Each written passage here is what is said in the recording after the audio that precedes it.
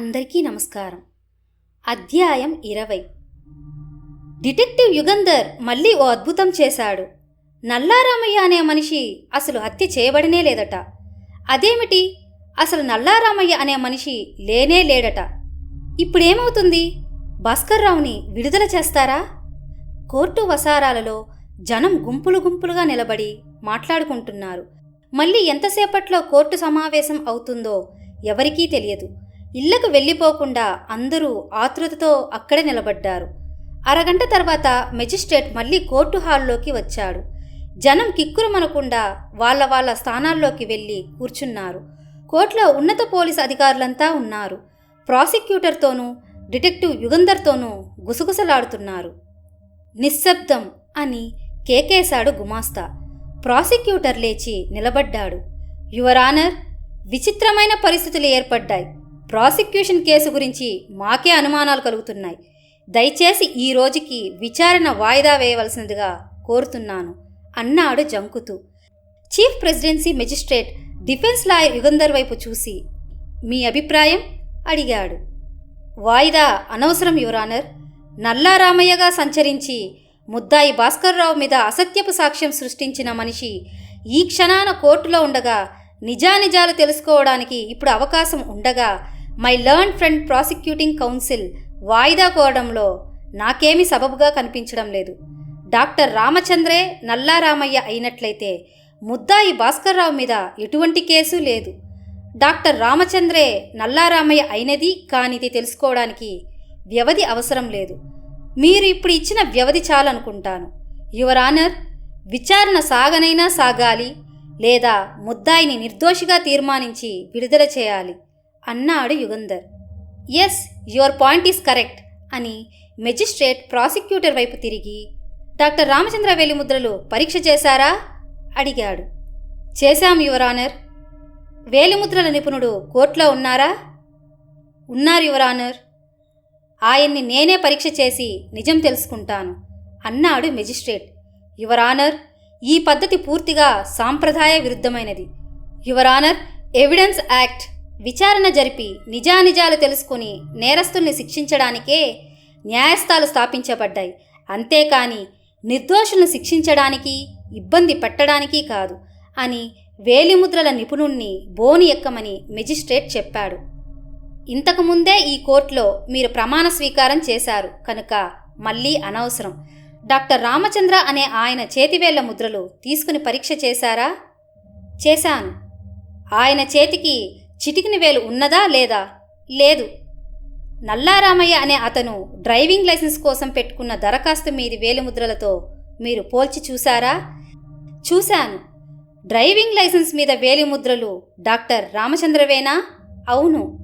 ముద్దాయి భాస్కర్రావు ఇంట్లో పొయ్యి గదిలో కనిపించిన సగానికి తెగిన చిటికిన వేలిని వేలిముద్ర కోసం మీరు పరీక్ష చేశారు కదూ? అవును. ఆ చిటికిన వేలిముద్ర డ్రైవింగ్ లైసెన్స్లోని చిటికిన వేలిముద్ర ఒక మనిషివేనా? అవును. దయచేసి మనిషి పేరును గురించి ఆలోచించకుండా నేనడిగే ప్రశ్నకి సూటిగా సమాధానం చెప్పండి. నల్లారామయ్యో డాక్టర్ రామచంద్రో ఎవరైతేనేం చిటికిన వేలు తెగ్గొట్టుకున్న మనిషి ముద్దాయి భాస్కర్రావు ఇంట్లో కనిపించిన సగానికి తెగిన చిటికిన వేలు ఏ మనిషిదో ఆ మనిషి మరణించలేదని, బతికే ఉన్నాడని మీరు వేలిముద్రల సాక్ష్యం ద్వారా నిశ్చయంగా చెప్పగలరా? నిశ్చయంగా చెప్పగలను యువర్ ఆనర్. ముద్దాయి ఇంటిలో కనిపించిన సగానికి తెగిన చిటికిన వేలు డాక్టర్ రామచంద్రదే. డాక్టర్ రామచంద్రకి ఇప్పుడు చిటికిన వేలు లేదు అన్నాడు సాక్షి. మెజిస్ట్రేట్ ప్రాసిక్యూటర్ వైపు తిరిగి ఈ సాక్షిని మీరేమైనా ప్రశ్నిస్తారా అడిగాడు. అవసరం లేదు. మెజిస్ట్రేట్ గొంతు సవరించుకున్నాడు. హత్యానేర విచారణకు కార్పస్ డిలెక్టి ఎంత అవసరమో ఈ కేసు మరొకసారి రుజువు చేస్తోంది. శవం దొరకనప్పుడు ఫలానా మనిషి హత్య చేయబడ్డాడని అనుమానరహితమైన నిశ్చయమైన నిదర్శనాలు లేనప్పుడు నేర పరిశోధనలోనూ నేరారోపణలోనూ పోలీసు అధికారులు ఎంత జాగ్రత్తగా ఆలోచించి వ్యవహరించవలసి ఉంటుందో ఈ కేసు రుజువు చేస్తోంది. నల్లారామయ్య అనే అతను హత్య చేయబడ్డాడని, ఆ హత్య ముద్దాయి భాస్కర్రావు చేశాడని పోలీసులు అనుమానించడానికి, నేరారోపణ చేయడానికి ఎన్నో ఆధారాలు కల్పింపబడ్డాయి. డాక్టర్ రామచంద్ర సృష్టించిన ఈ సాక్ష్యం అంతా పోలీసు అధికారులు నమ్మి ముద్దాయి భాస్కర్రావు మీద నేరారోపణ చేశారంటే అందులో పోలీసు అధికారుల అసమర్థత కాదు తెలిసేది, డాక్టర్ రామచంద్ర ప్రదర్శించిన తెలివితేటలు తెలుస్తున్నాయి. ముద్దాయి భాస్కర్రావు హత్య చేయలేదని, నల్లారామయ్య అనే మనిషి లేడని, డాక్టర్ రామచంద్ర అనే అతను మారుపేరుతో వ్యవహరించి హత్య జరిగినట్లు కల్పిత సాక్ష్యాలు సృష్టించాడని ఈ విచారణలో బయటపడడానికి, నిర్దోషి శిక్షింపబడకుండా ఉండడానికి కారకుడు డిఫెండింగ్ కౌన్సిల్ యుగంధరే. ఆయనకు ఈ కోర్టు తరపున ధన్యవాదాలు చెబుతున్నాను. ముద్దాయి భాస్కర్రావు నిర్దోషి. అతను నల్లారామయ్యని కానీ మరే మనిషిని కానీ హత్య చేయలేదు కనుక అతన్ని నిర్దోషిగా తీర్మానించి అతని ప్రవర్తన మీద ఎటువంటి మచ్చ లేదని తెలుపుతూ అతన్ని విడుదల చేస్తున్నాను అని చెప్పి మెజిస్ట్రేట్ యుగంధర్ని చూసి చిన్నగా నవ్వి కోర్టులోంచి వెళ్ళిపోయాడు. పత్రికా ప్రతినిధులు, లాయర్లు, పోలీసు అధికారులు అందరూ యుగంధర్ని చుట్టుముట్టి అభినందనలు, పొగడ్తలు కురిపించారు. గొప్ప ఫీట్ చేశారు, భాస్కర్రావు దోషి అని అనుకున్నాను. నల్లారామయ్య అనే అతను లేనేలేడని అసలు నాకు అనుమానమే కలగలేదు. ఈ కేసు మీరు కాక మరొకరు డిఫెండ్ చేస్తే భాస్కర్రావుకి శిక్ష పడేది. ఒకళ్ళు కాదు, ఇద్దరు కాదు, అందరూ అలానే చెప్తున్నారు. వాళ్ళని తోసుకొని భాస్కర్రావు యుగంధర్ ముందుకు వచ్చి నిలబడ్డాడు. అతని కళ్ళల్లో నీళ్లు నిండాయి. మాటలతో చెప్పలేను నా కృతజ్ఞత, మీకు నా ధన్యవాదాలు ఎలా చెప్పుకోవడం అన్నాడు. యుగంధర్ అతని వీపు తట్టి, ఇందులో నా గొప్ప ఏమీ లేదు, మీరు నిర్దోషి కనుక విడుదలయ్యారు. మనుష్యులలో కన్నా నిజంలో ఎక్కువ నమ్మకం పెట్టుకోండి అన్నాడు. యుగంధర్ గారు పిలుపు వినపడింది వెనక నుంచి. యుగంధర్ వెనక్కి తిరిగి చూశాడు. సంతోషంతో ఏడుస్తోంది రమ. నేను నా కళ్ళనే నమ్మలేకుండా ఉన్నాను. నిజంగా ఆయన విడుదలయ్యారా? ఉష్, పోదాం పదండి, రండి అన్నాడు యుగంధర్.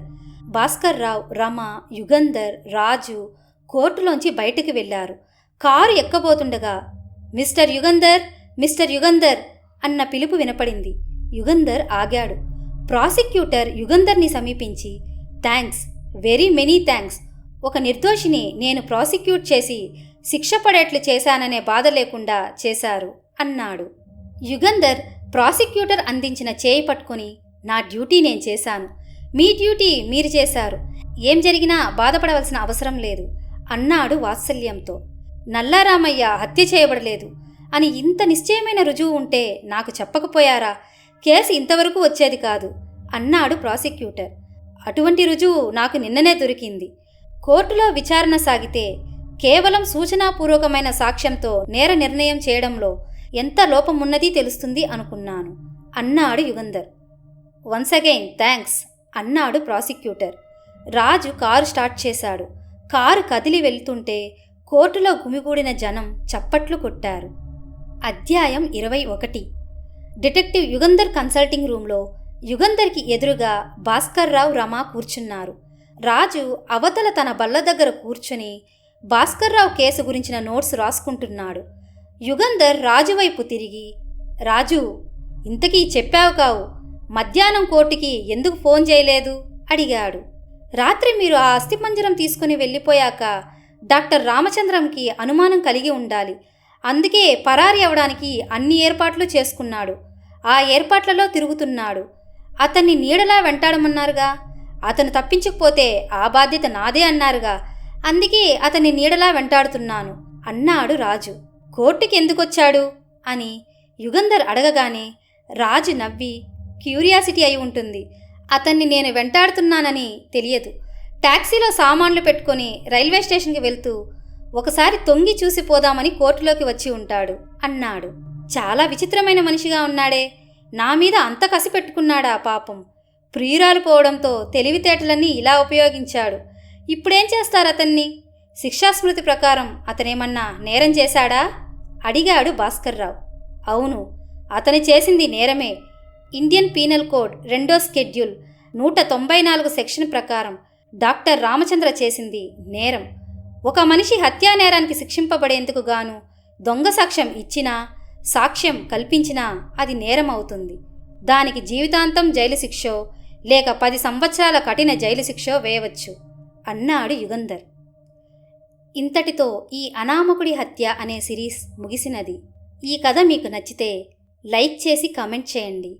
మరిన్ని క్రైమ్ థ్రిల్లర్ డిటెక్టివ్ సిరీస్ కోసం సబ్స్క్రైబ్ చేసుకోండి. ధన్యవాదాలు.